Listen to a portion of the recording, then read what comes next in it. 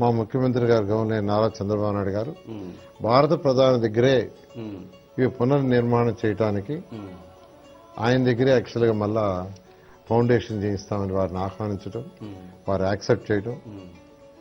2వ తేదీ మధ్యాహ్నం 3:25 వారు ఇస్తున్నారు. వీరికి వారి చేతుల మీద యాక్చువల్గా ఈ యొక్క రీస్టార్ట్ అనే కార్యక్రమాన్ని ప్రారంభించి వర్క్స్ టేకప్ చేసి రాబోయే 3 సంవత్సరాల్లో కంప్లీట్ గా ఆల్ వర్క్స్ కంప్లీట్ చేసి ప్రజలకు.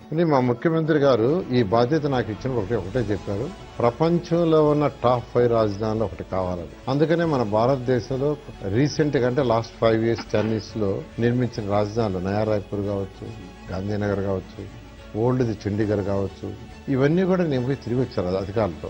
ఇక్కడే కాకుండా ఇతర దేశాల్లో కూడా తిరిగి వచ్చారు, మలేషియా కావచ్చు. ముఖ్యమంత్రి గారు నాకు ఒకటి చెప్పారు, ప్రపంచంలో ఉన్న టాప్ 5 ఒకటి చేయాలి, ప్రజా రాజధాని. ప్రజలకు పరిపాలన సులువుగా ఉండాలి.